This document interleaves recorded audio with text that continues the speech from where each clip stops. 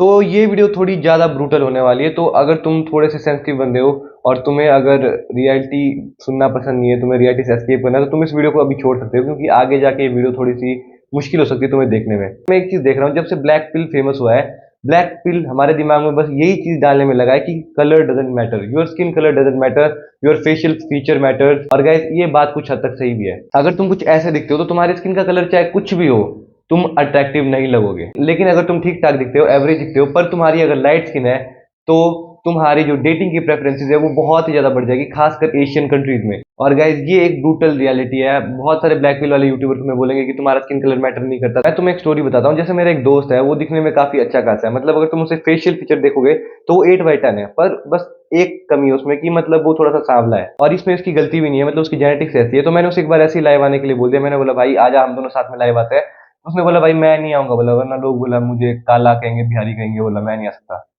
और मैंने बोला भाई कुछ नहीं है भाई, तेरे फेशियल फीचर तो अच्छे हैं। पर फिर भी वो इनसिक्योर था अपने स्किन कलर को लेके।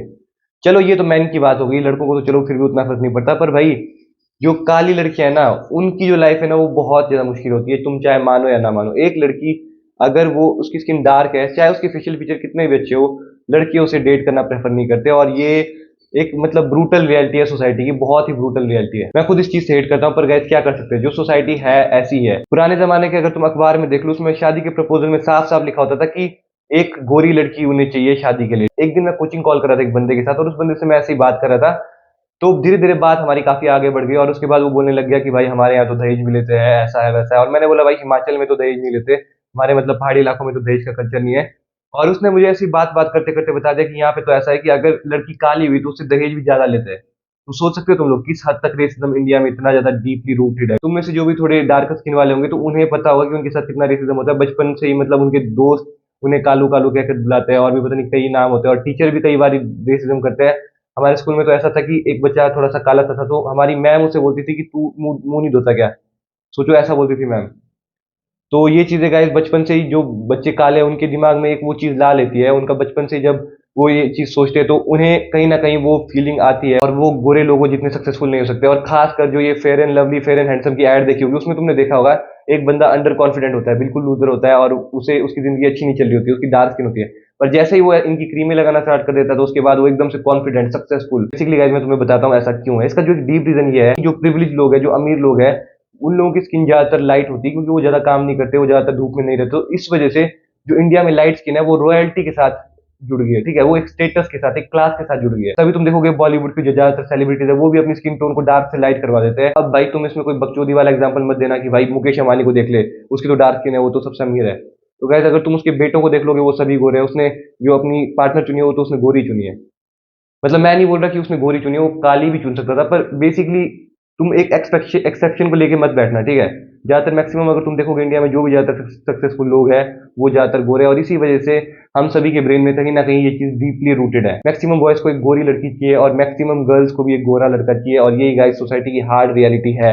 और इस चीज को तुम्हें एक्सेप्ट करना पड़ेगा। मुझे पता है कई सारे लोगों के लिए चीज एक्सेप्ट करना मुश्किल होगा, पर guys this is the truth, और जो सच है वो सच है। तो गाइस अब तुम में से कई सारे बंदे इस बात को नहीं मानेंगे, तुम में से कई सारे बंदे कमेंट में जाके कोप करने वाले हैं, तो उनका कुछ नहीं हो सकता। पर लेकिन जो बंदे इस बात को मान चुके हैं, जो बंदे जेन्युइनली इंप्रूव करना चाहते हैं, तो अब उन्हें मैं बताने वाला हूँ कि तुम अपनी स्किन को डार्क से लाइट कैसे कर सकते हो। सबसे पहली चीज जो तुम्हें करनी है वो है guys, start using SPF 50 sunscreen. SPF 50 sunscreen तुम्हारी स्किन को UVA और UVB डैमेज से बचाता है। और अगर तुम्हारी स्किन UVA और B से डैमेज नहीं होगी तो तुम्हारी स्किन मेलानिन को प्रोड्यूस नहीं करेगी, और अगर तुम्हारी स्किन कम मेलानिन प्रोड्यूस करेगी तो तुम्हारी स्किन लाइटर होना स्टार्ट हो जाएगी। तो गाइस अभी तक मैंने तुम्हें बताया कि तुम अपनी स्किन में होने वाली फर्दर टैनिंग से कैसे बचा सकते हो खुद को, तुम सनस्क्रीन लगा के बचा सकते हो। अब मैं तुम्हें बताऊंगा जो तुम्हारी स्किन में ऑलरेडी जो टैन है उसे तुम कैसे रिमूव कर सकते हो। तो गाइस जो हमारी स्किन के कलर को दो फैक्टर डिसाइड करते हैं, वो है गाइस EU मेलानिन और CO मेलानिन। पर हमारे इंडियन सब कॉन्टिनेंट में ये चीज बिल्कुल फिक्स नहीं है, बहुत ज्यादा वेरी करती है। अगर तुम साउथ इंडियन स्टेट से हो तो वहां तुम्हारी EU मेलानिन की क्वांटिटी बहुत ज्यादा रहेगी, और फ्यू मेलानिन की क्वांटिटी कम रहेगी। वहीं अगर तुम धीरे धीरे नॉर्थ की तरफ जाओ तो वहां पे फ्यू मेलानिन थोड़ा ज्यादा हो सकता है, और EU मेलानिन थोड़ा कम हो सकता है। पर ऐसा नहीं है कि बिल्कुल इसमें ऐसा गैप भी नहीं आ जाता कि बिल्कुल EU मेलानिन ज्यादा है और फ्यू मेलानिन कम है, या फ्यू मेलानिन ज्यादा EU मेलानिन कम है। मतलब इसके बीच में पूरी एक रेंज के बीच में वैरायटी आती जाती रहती है। महेश बाबू, रश्मिका मंदाना, समंथा, उन सभी की स्किन टोन लाइट है। तो ऐसा नहीं है कि साउथ इंडिया में सभी की स्किन डार्क होती है। बस मैं एक जनरल एग्जांपल दे रहा हूँ, तो कोई भी भाई मुझ पे कमेंट पे मत चढ़ना। मैं बस एक जनरल एग्जांपल बता रहा हूँ, जो जो मैक्सिमम प्रोबेबिलिटी होती है उस हिसाब से बात कर रहा हूँ। तो गाइज अब सबसे पहले तुम्हें अपने फेस पे यू मेलनिन की क्वांटिटी को कम करना पड़ेगा। यू मेलनिन को रोकने के लिए 3 प्रोडक्ट है जो बहुत ज्यादा इफेक्टिव है। पहला है गाइज तुम्हारा हाइड्रोक्विनोन क्रीम, ये तुम स्क्रीन पे देख सकते हो, हाइड्रोक्विनोन क्रीम।